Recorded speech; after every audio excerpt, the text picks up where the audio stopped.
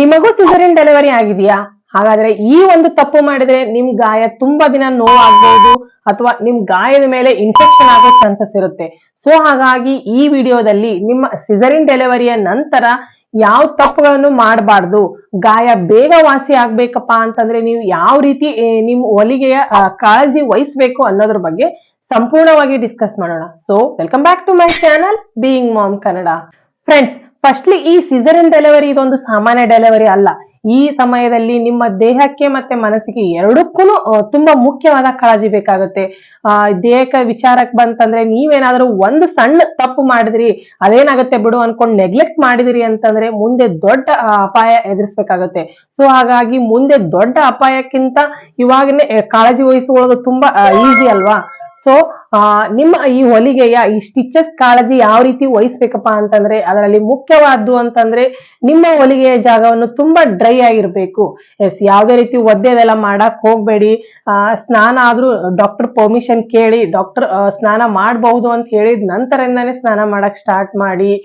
ನಿಮ್ಮ ಹೊಲಿಗೆ ಜಾಗದಲ್ಲಿ ಏನಾದ್ರು ರೆಡ್ ಆಗಿತ್ತು, ಪಸ್ ಬಂದಿತ್ತು, ಇಲ್ಲ ಏನಾದ್ರು ಬ್ಯಾಡ್ ಸ್ಮೆಲ್ ಅದೆಲ್ಲ ಬಂದಂಗ್ ಏನಾದ್ರು ನಿಮ್ಗೆ ನೋಟಿಸ್ ಆಯ್ತು ಅಂತಂದ್ರೆ ತಕ್ಷಣ ಡಾಕ್ಟರ್ನ ಭೇಟಿ ಮಾಡಿ. ಈ ಸಮಯದಲ್ಲಿ ಆದಷ್ಟು ಲೂಸ್ ಆದಂತ ತಿಳುವಾದಂತ ಕಾಟನ್ ಬಟ್ಟೆನೆ ಧರಿಸ್ತಾ ಬನ್ನಿ. ಹಲವಾರು ಜನರು ಅದ್ರ ಮೇಲೆ ಡ್ರೈ ಅದೆಲ್ಲ ಆಗಿಡ್ಬೇಕು ಅನ್ಕೊಂಡ್ ಪೌಡರ್ ಹಾಕೋದಾಯ್ತು, ಇಲ್ಲ ಯಾವ್ದಾದ್ರು ಆಯಿಲ್ ಅದೆಲ್ಲ ಹಾಕೊಳ್ಳೋದಾಯ್ತು, ಹೋಮ್ ರೆಮಿಡಿ ಅದೆಲ್ಲ ಟ್ರೈ ಮಾಡೋದು, ಈ ರೀತಿ ಮಾಡತ್ತಾರ. ಸೊ ಪ್ಲೀಸ್ ಆ ರೀತಿ ಏನು ಮಾಡಕ್ ಹೋಗ್ಬೇಡಿ. ನಾ ಫಸ್ಟ್ನೇ ಹೇಳಿದೆ, ಒಂದ್ ಮುಖ್ಯವಾದ್ದು ಅಂತಂದ್ರೆ ಡ್ರೈ ಆಗಿರ್ಬೇಕು. ನೀವ್ ಎಷ್ಟಾದ್ರೂ ಪಾಡಿಗೆ ಅದನ್ನ ಬಿಟ್ಟು ಬಿಡ್ತೀರಿ, ಡ್ರೈ ಆಗಿ ಇಡಕ್ ಟ್ರೈ ಮಾಡ್ತಿರ್ಲ, ಅಷ್ಟು ನಿಮ್ ಗಾಯ ಬೇಗ ವಾಸಿ ಆಗುತ್ತೆ. ಯಾವುದೇ ರೀತಿ ಇನ್ಫೆಕ್ಷನ್ ಅದೆಲ್ಲ ಆಗೋದನ್ನ ನೀವು ತಡೆಗಟ್ಟಬಹುದು. ಇದು ಹೊಲಿಗೆಯ ಸ್ಟಿಚಸ್ ನ ಎಕ್ಸ್ಟರ್ನಲ್ ಆಗಿ ಆರೈಕೆ ಆದ್ರೆ ಇಂಟರ್ನಲ್ಲಿ ಯಾವ ರೀತಿ ಆರೈಕೆ ಮಾಡ್ಕೋಬೇಕು? ಇಂಟರ್ನಲ್ ಆರೈಕೆ ಮಾಡ್ಕೋಬೇಕಪ್ಪ ಅಂತಂದ್ರೆ ನೀವು ಸೇವಿಸೋ ಆಹಾರದ ಮೇಲೆ ಡಿಪೆಂಡ್ ಆಗಿರುತ್ತೆ. ಸೊ ಹಾಗಾಗಿ ನಿಮ್ಮ ಡಯಟ್ ತುಂಬಾ ಅಂದ್ರೆ ತುಂಬಾ ಮುಖ್ಯ ಆಗಿರುತ್ತೆ. ನೀವು ಆದಷ್ಟು ಬಿಸಿಯಾದಂತ ಆಹಾರನೇ ಸೇವಿಸ್ತಾ ಬನ್ನಿ. ಸ್ವಲ್ಪ ಆದ್ರೂ 4ರಿಂದ 5 ಬಾರಿ ಆದ್ರೂ ಸಣ್ಣ ಸಣ್ಣ ಮೀಲ್ಗಳನ್ನ ತಗೊಂತಾ ಬನ್ನಿ. ನಿಮ್ಮ ಆಹಾರದಲ್ಲಿ ತುಂಬಾ ಜಾಸ್ತಿ ಹಸಿರು ತರಕಾರಿ ಅಂದ್ರೆ ಹಸಿರು ಸೊಪ್ಪು, ಎಲ್ಲ ರೀತಿಯ ಹಣ್ಣುಗಳು ಸೇವಿಸ್ತಾ ಬನ್ನಿ. ಪ್ರೋಟೀನ್ಗಾಗಿ ಮೊಳಕೆ ಕಾಳುಗಳು ಅಥವಾ ಈ ಬೇಳೆ ಕಾಳುಗಳನ್ನ ಎಗ್ನ ಸೇವಿಸ್ತಾ ಬನ್ನಿ. ತುಂಬಾ ಜಾಸ್ತಿ ಕರೆದಂತ ಆಹಾರ ಆಯ್ತು, ಜಂಕ್ ಫುಡ್ಸ್ ಅದೆಲ್ಲ ಒಂದ್ ಅಟ್ಲೀಸ್ಟ್ 4ರಿಂದ 5 ತಿಂಗಳವರೆಗಾದ್ರೂ ಅವಾಯ್ಡ್ ಮಾಡಿದ್ರೆ ತುಂಬಾ ಒಳ್ಳೇದು. ಅದು ಸ್ಪೆಷಲಿ ಸ್ಟಾರ್ಟಿಂಗ್ ಒಂದ್ 2 ತಿಂಗಳವರೆಗೂ ಯಾವುದೇ ರೀತಿ ಎಣ್ಣೆ ಪದಾರ್ಥಗಳನ್ನ ತಿನ್ನಕ್ಕೆ ಹೋಗ್ಬೇಡ ಅಂತ ಹೇಳಕ್ ಇಷ್ಟಪಡ್ತೀನಿ.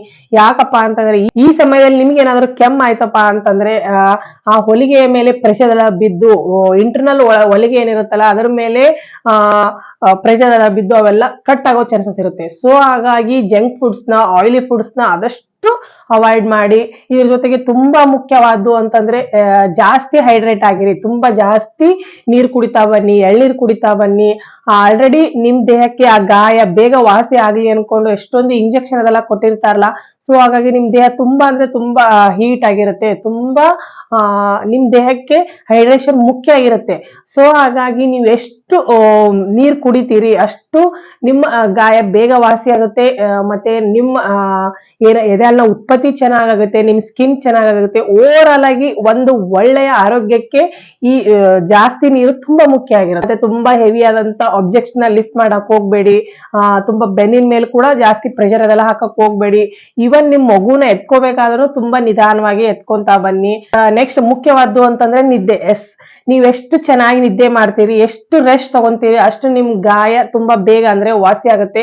ಸೊ ನಿಮ್ ಮಗು ಯಾವಾಗ ಮಲಗಿರುತ್ತಲ್ಲ ಆ ಸಮಯದಲ್ಲಿ ಎಲ್ಲ 1-2 ತಿಂಗಳವರೆಗಾದ್ರೂ ಡೇ ಟೈಮ್ದಲ್ಲಿ, ನೈಟ್ ಟೈಮ್ದಲ್ಲಿ ಕಂಪ್ಲೀಟ್ ನಿಮ್ ಮಗುನ್ ಜೊತೆ ನೀವು ವಿಶ್ರಾಂತಿ ತಗೊಂತಾ ಬನ್ನಿ.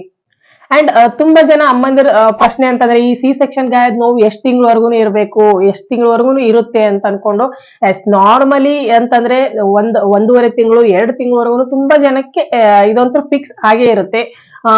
ಒಬ್ಬೊಬ್ರಿಗೆ 1 ತಿಂಗಳಿಗೆನೆ ಸ್ವಲ್ಪ ಕಡಿಮೆ ಅನಿಸ್ಬೋದು, ಒಬ್ಬೊಬ್ರಿಗೆ 2 ತಿಂಗಳವರೆಗೂ ತಗೋಬಹುದು. ಅವ್ರವ್ರ ದೇಹ ಪ್ರಕೃತಿ ಮೇಲೆ ಹೋಗುತ್ತೆ. ಏನಪ್ಪಾ ನನ್ 2.5 ತಿಂಗಳು 3 ತಿಂಗಳು ಆದ್ರೂ ನನ್ನ ನೋವು ಇನ್ನೂ ಹಾಗೆ ಇದೆ ಅನ್ಕೊಂಡು ಈ ರೀತಿ ಭಯ ಪಡಕ್ ಹೋಗ್ಬೇಡಿ.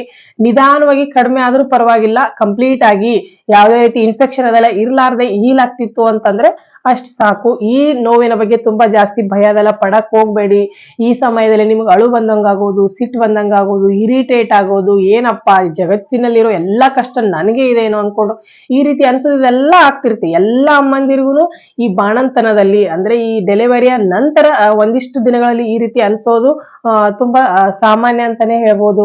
ಯಾಕಪ್ಪ ಅಂತಂದ್ರೆ ಈ ಹಾರ್ಮೋನಲ್ ಇಂಬ್ಯಾಲೆನ್ಸ್ ಸಲುವಾಗಿನೇ. ಸೊ ತುಂಬಾ ಜಾಸ್ತಿ ಇದ್ರ ಬಗ್ಗೆ ಎಲ್ಲ ತಲೆ ಕೆಡ್ಸ್ಕೊಳಕ್ ಹೋಗ್ಬೇಡಿ. ಆದಷ್ಟು ನಿಮ್ ಮನೆಯವ್ರ ಜೊತೆ, ನಿಮ್ ಪಾರ್ಟ್ನರ್ ಜೊತೆ ಎಲ್ಲ ಟೈಮ್ ಸ್ಪೆಂಡ್ ಮಾಡಿ, ನಿಮ್ಗೆ ಯಾರ ಜೊತೆ ಇಷ್ಟ ಆಗುತ್ತೆ ಅವ್ರ ಜೊತೆ ಮಾತಾಡಿ, ನಿಮ್ ದುಃಖ ಅದನ್ನೆಲ್ಲ ಶೇರ್ ಮಾಡ್ಕೊಳ್ಳಿ.